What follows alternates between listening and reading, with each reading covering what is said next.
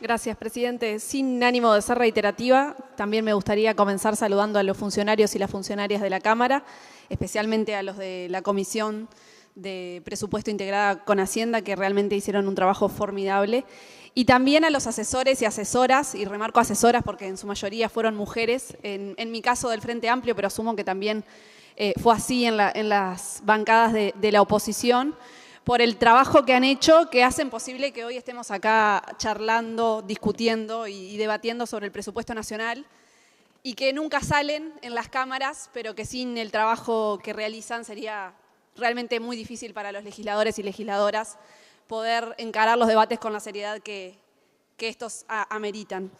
Para empezar, el proyecto de ley del presupuesto nacional que hoy estamos discutiendo se presenta como una herramienta de transformación diseñada para ampliar oportunidades, para fortalecer derechos y para consolidar un Estado presente, eficiente y justo. No se trata simplemente de una expresión numérica, como ya dijeron algunos de los legisladores preopinantes, con distribución de partidas económicas, sino de decisiones. Y de decisiones políticas que definen prioridades, que reflejan una visión de país y que impactan directamente en la vida de las personas. Es una expresión concreta de la voluntad política del gobierno, una apuesta por un Estado que crea oportunidades que promueve el desarrollo sostenible. En definitiva, es la definición estratégica de hacia dónde orientamos los recursos del Estado para garantizar crecimiento económico, inclusión social y sostenibilidad fiscal como prioridades de este presupuesto quinquenal. Como ya dijeron quienes me antecedieron en el uso de la palabra, vivimos tiempos complejos donde el escenario internacional es incierto e impone desafíos económicos, climáticos y geopolíticos importantes. Además, a nivel nacional persisten brechas estructurales que afectan la equidad, la justicia social y que tenemos enormes desafíos como la pobreza infantil, que creo que es de consenso que es un problema muy importante que tenemos en nuestro país y que debemos afrontar. Frente a este panorama, el presupuesto responde con responsabilidad fiscal y con visión estratégica y un compromiso democrático que creo que se reflejó también en las comparecencias de los distintos ministerios a la hora de presentar en la comisión este presupuesto y con la apertura que tuvieron para incorporar modificaciones incluso que se promovieron o se propusieron desde las bancadas de la oposición. Sobre el punto de partida, no quiero ser reiterativa, pero es importante tener claro que para la elaboración del presupuesto, tanto el escenario internacional del que ya mencioné, que nos plantea altos niveles de incertidumbre, como en el de nuestro país, los desafíos fueron importantes. Ya hemos tenido el debate en la instancia de la rendición de cuentas hace algunos meses sobre cuál es la situación o cuál era la situación del país cuando nos tocó asumir el gobierno. Y sin entrar en discusiones por este tema, parece muy importante y oportuno entender cuál es el punto de partida, sobre qué escenario se enmarca la elaboración de este presupuesto. En 2024, el déficit del gobierno central, BPS, se ubicó en un 3,4% del PIB y estuvo condicionado por postergaciones de gastos y adelantos de ingresos que distorsionaron la trayectoria estructural del déficit. Esto, presidente, hizo que lo que proyectábamos que lo que pensábamos que teníamos a las cuentas públicas para gastar no fuera lo que efectivamente teníamos y que concretamente contáramos con $1.000 millones menos de los que creíamos que teníamos para gastar. Y eso ya lo discutimos en la rendición de cuentas, pero hizo que, entre otras cosas, eleváramos y aprobáramos en esta Cámara un aumento del tope de deuda.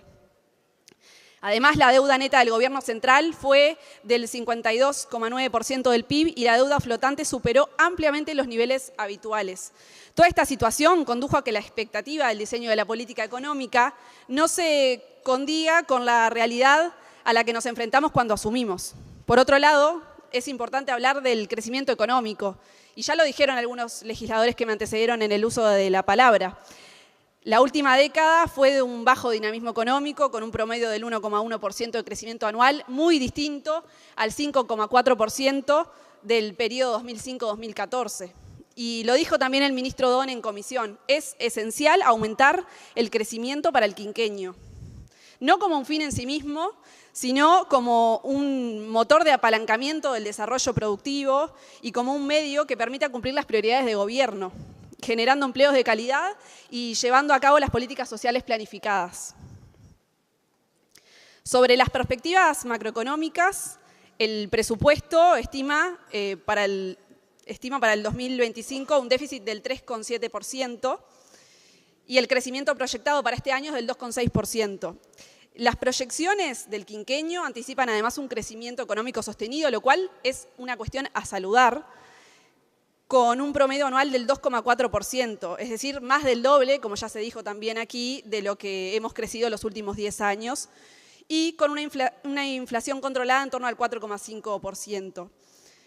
Además, se proyecta una convergencia fiscal gradual, con el déficit descendiendo al 2,6% en 2029, principalmente por las mejoras en la recaudación tributaria, y eso no tenemos miedo de decirlo. Y además una inversión pública sostenida en torno al 1,5% del PBI.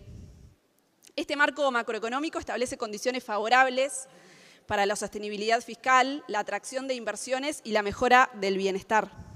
Es importante destacar, y quiero señalar, que a diferencia de lo que hemos escuchado aquí, la proyección de crecimiento económico para el quinquenio no es descabellada ni optimista, sino que tiene un fundamento técnico sólido.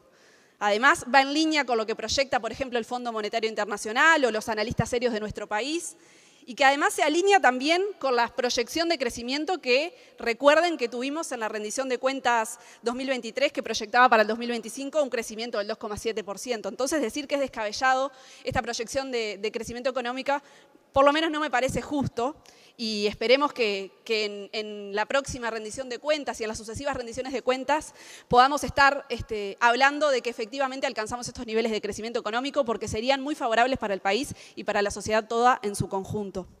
Sobre la política fiscal, para mejorar este crecimiento económico, se propone consolidar la estabilidad macroeconómica mediante una institucionalidad fiscal robusta y se implementa una regla dual con un ancla de deuda neta. Este marco busca generar condiciones de previsibilidad que estimulen la inversión, que se mantuvo por debajo del 20% del PIB en los últimos 10 años, también como decía el diputado preopinante. Concretamente, se proponen oportunidades de mejora de la institucionalidad fiscal incorporada en 2020, que además, como vimos también en la rendición de cuentas pasada, no cumplió ninguna de sus 3 metas por sí solas. Y por lo tanto, propone transparentar esta realidad.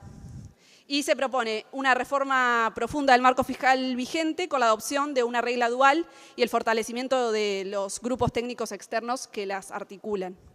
Por un lado, propone un ancla de deuda en el mediano plazo, en el 65% del PIB, que se traduce en un nivel de deuda prudente y seguro que se corresponderá al ratio de deuda neta del PIB, que garantice que la probabilidad de superar ese límite de deuda en los próximos 5 años no exceda el 1%. Y me parece mucho más sensato que estar todos los años votando un aumento del tope de deuda porque no podemos cumplir nuestras propias metas. Por otro lado, las metas operacionales de corto plazo, que incluyen el resultado fiscal estructural y el tope de endeudamiento neto, eliminando el tope de gasto. Sobre la eliminación de la regla del tope de gasto quiero detenerme rápidamente porque responde a una decisión, como decía antes, netamente política, que se ve reflejada en todo el presupuesto nacional y es básicamente que entendemos que gastar no es una mala palabra. El gasto público no tiene que ser visto como algo malo en sí mismo, sino como una herramienta que debe mantenerse en equilibrio en nuestras finanzas, pero que tiene que poner foco en gastar de manera eficiente y atendiendo las necesidades de nuestra gente. Es decir, manteniendo la matriz de protección social que creo que es de consenso para todos y para todas. Por último, se introduce una regla para la inversión en infraestructura donde se establece un tope anual del 0,7% del PIB para compromisos de pago futuro que trasciendan el periodo de gobierno. Y esto fortalece la responsabilidad y la sostenibilidad fiscal, mejorando el marco de rendición de cuentas y avanzando en niveles de transparencia fundamentales. Porque no es novedad que muchas de las inversiones que se hacen en nuestro país se hacen por fuera del perímetro del presupuesto. De hecho, este quinquenio también lo va a hacer. Estamos hablando de 700 millones de dólares aproximadamente en inversiones a través de estos mecanismos. Pero hay que transparentarlos y hay que poder rendir cuentas sobre ello. Sobre las adecuaciones tributarias que tanto se han discutido en lo que van de estas horas. Es verdad, este proyecto trae novedades y trae una serie de medidas tributarias para mejorar y aumentar la recaudación, que tiene como objetivo aumentar 1,5 puntos del producto de la recaudación. La mitad de es decir, el 0,75% del PIB, se hará potenciando concretamente la recaudación de la DGI, mientras que la otra mitad se hará por adecuaciones tributarias. Y dentro de las adecuaciones tributarias, la localización de impuestos va a proveer el 80% del paquete tributario. Por lo tanto, vaya si serán innovadoras e importantes estas adecuaciones tributarias, porque justamente aumentan la presión fiscal, pero no sobre los trabajadores, no sobre los consumidores, sino sobre empresas de una muy alta facturación.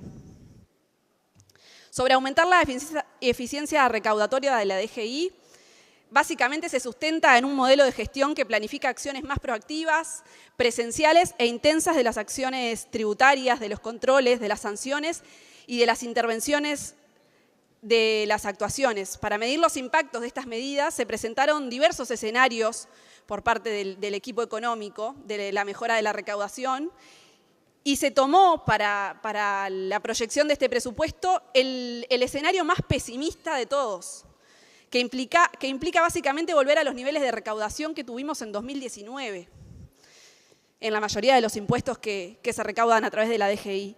La eficiencia recaudatoria de DGI durante el periodo 2016-2014, presidente, fue del 0,10% del PIB y en 2005 a 2015 del 0,15% del PIB. Se espera alcanzar los niveles del 2019, ya que en los últimos años, por diversos motivos, como la pandemia, la sequía y también por decisiones políticas, la recaudación de la DGI bajó. Por otra parte, se encuentra la localización del pago de impuestos en Uruguay, del que hablé recientemente, que implica un cambio en la localización del pago del tributo mínimo global, de acuerdo al acuerdo GLOBE de la OCDE, tratándose de impuestos que ya se pagan actualmente. Lo que hace este impuesto es introducir el impuesto mínimo complementario doméstico, que localiza los pagos de este impuesto que las compañías ya hoy en día hacen en sus casas matrices por operaciones en Uruguay, y esto lo remarco porque lo hacen por operaciones en nuestro país. Y cabe aclarar que este impuesto lo tributan aquellas empresas multinacionales que facturan más de 750 millones de euros anuales.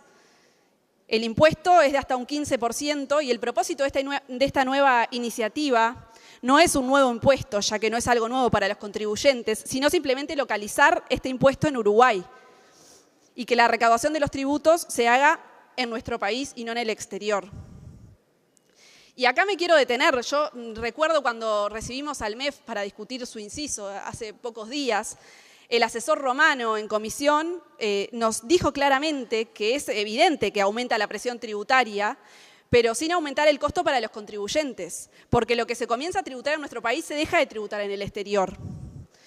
Y además, atendiendo a las cuestiones que se expusieron en la comisión y los reparos que plantearon algunos legisladores, se crearon mecanismos a texto expreso para contabilizar el impuesto mínimo complementario doméstico con los regímenes preexistentes, como por ejemplo el de zonas francas, despejando por completo. Gracias, presidente, hay un murmullito, sí. Despejando por completo esta duda de que este nuevo impuesto podría cambiar las reglas de juego. Y de hecho, puntualmente, a través de estas modificaciones que se hacen a texto expreso, las empresas pueden acreditar que el impuesto no puede ser descontado en ningún país para solicitar quedar exentas del impuesto mínimo complementario doméstico, incluso con devolución en el caso de que hubiesen pagado por error. Y lo dijo el ministro en comisión muy claramente. Presidente, el objetivo es proteger el clima de inversiones para no generar en las personas que han tomado la decisión de invertir en nuestro país alteraciones que supongan un cambio drástico en las reglas de juego. Por eso, estos cambios generan modificaciones neutras en los contribuyentes. Sobre el cambio introducido al régimen de envíos express, lo que debemos señalar es que hubo un fuerte crecimiento de estos envíos en 2024 que se dio justamente por la plataforma Temu, por eso le dicen el impuesto Temu. Casi 1 millón de envíos y más de 650.000 usuarios, lo cual nos habla de unas cifras muy importantes para nuestro país. Y en realidad lo que dicen las buenas prácticas internacionales es que los países suelen exonerar las franquicias de tributos aduaneros, como es el caso, pero no de impuestos internos. Y es por eso que se propone elevar la franquicia anual a $800 con hasta 3 envíos, exonerándola de aranceles y gravar con IVA lo que corresponde sobre el valor de la factura o la declaración del valor de la mercadería atraída por estas encomiendas express. Fuera de esta franquicia se mantiene el régimen del gravamen del 60% y para envíos que no superen los $800 y los 20 kilogramos.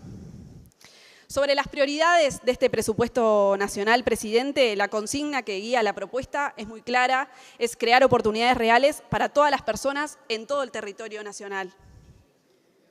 Es un gobierno que invierte en su gente, que busca reducir las desigualdades y que construye futuro desde el presente.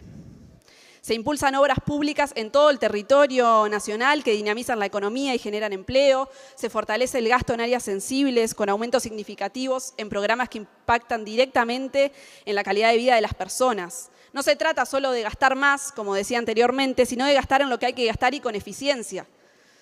Cada peso asignado tiene detrás una decisión estratégica, una meta institucional y un compromiso con la transparencia. Además, se fortalece la inversión en programas de inclusión, con foco en las infancias y adolescencias.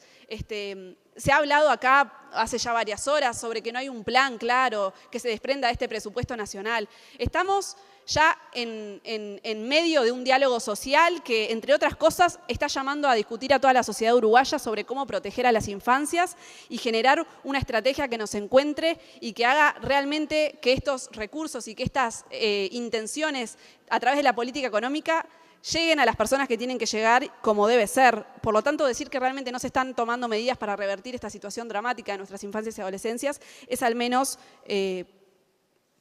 cuestionable. El presupuesto cumple con la regla fiscal vigente y la mejora, proyecta un déficit compatible con la estabilidad macroeconómica y mantiene una trayectoria de deuda sostenible. La política fiscal no puede ser solo contención, debe ser palanca de desarrollo. Por eso se refuerzan capacidades institucionales, se digitalizan procesos y se promueve la transparencia activa. Y para agrupar las prioridades programáticas del plan de gobierno en acciones concretas es que el presupuesto se estructura en 3 ejes muy claros. El primero de ellos es el crecimiento económico y el empleo de calidad. Es claro que para llevar a cabo las políticas sociales, los niveles de crecimiento e inversión deben situarse en los niveles esperados. Y en este sentido se priorizan acciones para mejorar el clima de negocios, entre otras cosas transformando la Dirección Nacional de Zonas Francas en la Dirección Nacional de Incentivo a la Inversión, fortaleciendo el Uruguay 21, simplificando trámites, reestructurando institucionalmente los mecanismos del Estado para atraer la inversión. Además, en paralelo, se promueve la equidad salarial con ajustes diferenciales que favorecen los ingresos más bajos. Y se lanza el programa Uruguay Impulsa, que combina empleo y capacitación para 5.500 personas. La innovación también se posiciona como motor estratégico de crecimiento, con partidas incrementales destinadas al ecosistema de ciencia y tecnología, potenciadas por el programa Uruguay Innova y jerarquizadas a través del mismo.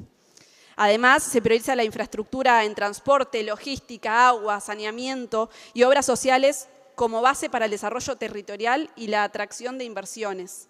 Y aquí me parece muy difícil no poner como ejemplo el Hospital de la Costa, una demanda histórica de los canarios y las canarias. En segundo lugar, como otra de las prioridades de este presupuesto, se encuentra el fortalecimiento de la matriz de protección social para combatir la pobreza y las desigualdades. Ya lo dijeron algunos diputados que me antecedieron en el uso de la palabra, de los $140 millones incrementales del presupuesto, el 60% va para protección social, es decir, para infancias y adolescencias, para la educación, para la salud, para atender la situación dramática de las personas en situación de calle. Porque lo más importante es que el crecimiento económico se refleje en el bienestar de todas y de todos, especialmente de los sectores más vulnerables. Y esto es algo que se ve muy claramente en este presupuesto, que invierte en los incrementos presupuestales de manera histórica en las personas que están más jodidas. En Uruguay, en nuestro país, la pobreza infantil sigue teniendo cara de niño, sigue estando protagonizada por hogares donde viven niños, niñas y adolescentes, con mujeres jefas de hogar. Y atender esta problemática es algo fundamental y que creo que este presupuesto lo hace muy bien. Se incrementa el bono crianza en un 50%, se financia el bono escolar, implementado en julio de este año con una partida anual de 2.500 pesos. Se quintuplican, como dijo el diputado Giometti, las becas de secundaria, las becas Butiá, pasando de 14.000 a 70.000.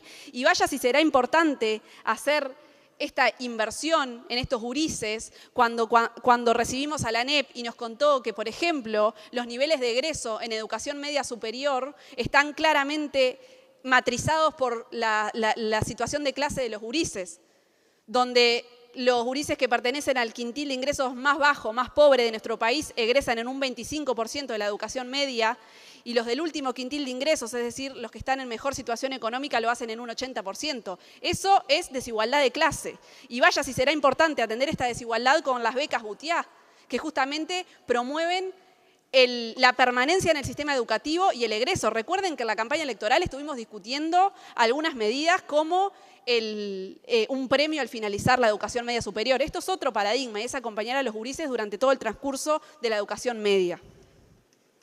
Sobre la atención a personas en situación de calle, se refuerza con más cupos en refugios, programas de inclusión y operativos de emergencia, buscando mejorar y sostener las líneas de política que se vienen atendiendo desde este año con el programa Puertas Abiertas y el operativo Alerta Roja. En salud infantil se asignan recursos para neurodesarrollo, inmunizaciones y hospitales y obras hospitalarias en Montevideo, Maldonado, Salto y Canelones. La salud mental también recibe un refuerzo presupuestal en este presupuesto, presidente. Sobre el tercer eje o prioridad de este presupuesto, quiero remarcar la seguridad pública y la convivencia ciudadana. Se diseña el Plan Nacional de Seguridad Pública 2025-2035, que ya está atendiendo además un diálogo interpartidario para que así sea. Se articulan acciones entre el Estado, los partidos políticos y la sociedad civil. Las líneas estratégicas incluyen prevención en zonas críticas, disuasión de grupos criminales y fortalecimiento de investigación y atención a víctimas, junto con programas comunitarios como Barrio Sin Violencia o Más Barrio, con la articulación incluso interministerial con el Ministerio de Vivienda a la cabeza. Se crean también nuevas fiscalías, juzgados especializados en violencia de género, se amplían los dispositivos de protección, se capacita el personal y se incorpora tecnología. El sistema penitenciario, afectado por el enorme hacinamiento en nuestro país y la reincidencia, será reforzado con infraestructura bajo la modalidad PPP y el aumento del personal con 1.000 cargos policiales y penitenciarios y mejoras logísticas y alimentarias. Sobre las reasignaciones a la educación de las que se ha hablado en este recinto, es claro que es voluntad de esta bancada lograr alguna reasignación incremental para la educación, para las universidades de nuestro país, para seguir promoviendo la descentralización, para la ciencia y la tecnología. Pero como ya dijeron algunos de los diputados preopinantes, nos parecía como legisladores del oficialismo no avanzar en estas reasignaciones sin antes tener certeza de que los ingresos, los recursos para poder bancar estos incrementos presupuestales estén votados en este Parlamento. Pero es claro que, y espero que así sea, que podamos avanzar en estas reasignaciones para atender las muy justas demandas que nos hicieron algunos actores de la educación, la ciencia, la tecnología en la comisión durante los casi 37 días de discusión que antecedieron a este plenario. Para terminar, presidente, este proyecto fue elaborado con diálogo interinstitucional, rigor técnico y vocación democrática. Parece muy importante destacar el gran trabajo y esfuerzo de todo el equipo económico, un equipo completamente sólido y con un trabajo de extrema responsabilidad frente a todos los escenarios posibles. También hemos visto en la comisión que es un equipo receptivo a las críticas constructivas y al debate en la sociedad civil y de hecho han mejorado algunos artículos, como ya lo dije, a partir de estas críticas y estos aportes que hicieron las oposiciones, lo que denota una apertura al diálogo y a considerar entre sus iniciativas otras propuestas. Porque sabemos que la frazada es corta, pero se intenta abarcar a todas y a todos en la medida de lo posible, pero principalmente a los más jodidos, y esto es una definición de este presupuesto nacional. La frazada es corta, entonces prioricemos a los que están en peores condiciones, a nuestras infancias, nuestras adolescencias y a los hogares más pobres de nuestro país. Este presupuesto, presidente, desde la bancada del Frente Amplio lo aprobamos con gran convicción de que estamos decidiendo sobre el rumbo del país y que lo estamos haciendo de buena manera. Defender este presupuesto es defender una visión de Estado, un Estado presente, justo, eficiente y comprometido con su gente.